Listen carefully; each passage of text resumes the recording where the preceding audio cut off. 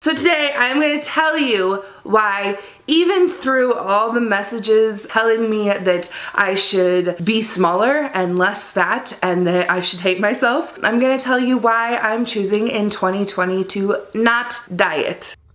But are you really?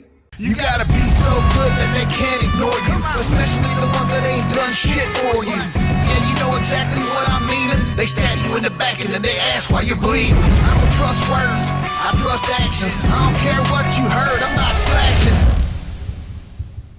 My name is Alan Roberts, and this is Every Damn Day Fitness. Like, subscribe, and click this notification bell right over there, and share my videos. While you're at it, click the join button, please. You'll get exclusive members content, including exclusive members only posts, stuff about my nutrition, stuff about my workouts, live Q&As, things that I don't normally show on the channel for a price of a Dunkin' Donuts cup of coffee. Thank you very much. So, the young lady at the beginning of this video goes by the name of FatGirlFlow, and no, that is not me making you up to be mean to her, because I don't want anybody to go be mean, bully, or anything like that. This woman or anybody else.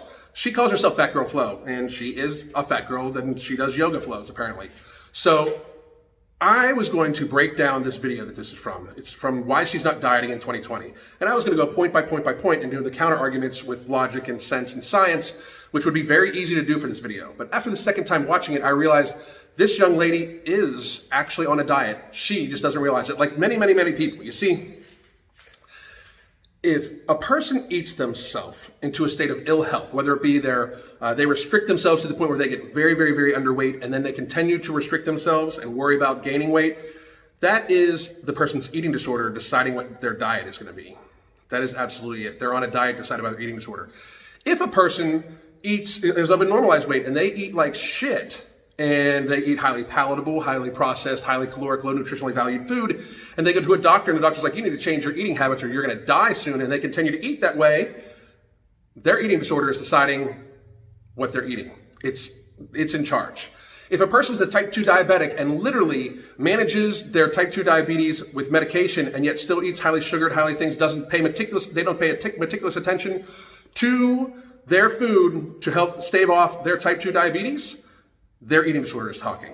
Their disordered eating is causing that. If a person is super morbidly obese, like this woman is, who's by every health marker that is observable is unhealthy. Her BMI is through the roof. Her waist to height ratio is atrocious. Her waist to hip ratio also atrocious. The amount of pressure she's putting on her load bearing joints is horrific. This woman does do healthy activities. I believe she does a lot of yoga and stuff like that. Just got done doing a little bit of yoga myself not too long ago. For her to be burning those types of calories and still be the size she is, this woman's eating disorder is deciding her diet. She just does not realize it. When you eat yourself to a state of ill health, no matter how happy you think you are, there is issues there that need to be treated. This woman, I truly hope that this woman sees this, and instead of, deciding that, the angry bald man is just trying to be mean to her, understands the logic I'm trying to drop to you. If you eat yourself to the stage where your mobility is compromised, where you are statistically going to have a much shorter life, where the last decade or so of your life is going to be rather painful from that extra weight you're carrying, if you make it very long, this woman is in her mid-30s, this woman is statistically not speaking going to live into her late 60s, if that. And when she does, it's going to be very painful unless she changes her ways. These are just facts. This is not health concern trolling. That's the stupidest shit ever. So if I show concern with somebody's health, I'm somehow trolling. Motherfuckers, if you are eating in a way that's hurting you, that is not health concern trolling. That is just being a fucking person with empathy that's concerned about your fucking health. You fucking people with making it seem like that anybody that says anything like, hey, maybe you should be healthier is a troll, is such a fucking pandering defense mechanism. It makes you look very fucking weak.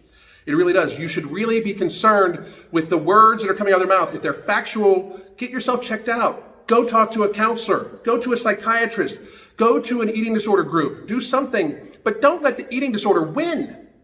That's the thing. Like, these people want to act like they're so strong. This woman wants to act like she's so strong and she's a fighter and she's a fat activist and she's, fighting the fat phobes off and blah, blah, blah, blah, blah, blah, blah. When in fact, your eating disorder is what's killing you. Your eating disorder is robbing you of life. Robbing you of life. No piece of fucking cake is worth a year of your fucking life. No piece of cake. If there is, That person would everybody would know the fucking name of the fucking person baking that cake.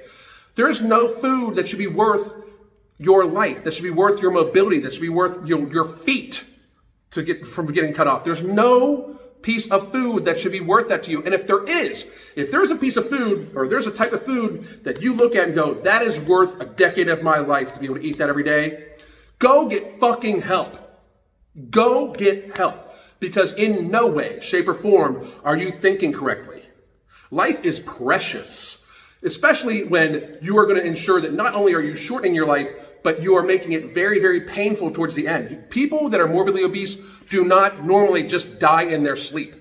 They die after years of chronic pain, illness, those sorts of things. Horrific things happening to people. It is not glamorous. It is not what you see on TV. It is not what you see on YouTube and see on TV and see on the cover of Cosmo. It is not glamorous. These people die in pain. They die in pain, and they've been in pain for a while. Not only are they in pain, but the people around them are in pain because the people around them see the pain that they're in, and they have empathy for them, and they feel bad for them, and they wish they could change things, and then they start thinking that they could have done something better. And that's the shit that people put on other people when they let their eating disorder destroy their own life. The people that care for them also have to bear the weight of that. Wake the fuck up, people. Just seriously wake the fuck up. I'm sure this woman has the best of intentions. I'm sure this woman is a nice woman. I'm sure this woman really believes the shit she's spouting. But let's be real. When you eat yourself into super morbid obesity and you're not trying to change that shit, your eating disorder is winning. It is what's deciding your diet. And that's just my 2 cents on the matter. My name is Alan Roberts. You can hit me up on Instagram at Alan Roberts EDF. You can hit me up on Twitter at Everyday Fit. I'm also on Facebook at Everyday Fitness, and I'm on the internet at everydamndayfitness.net. God damn.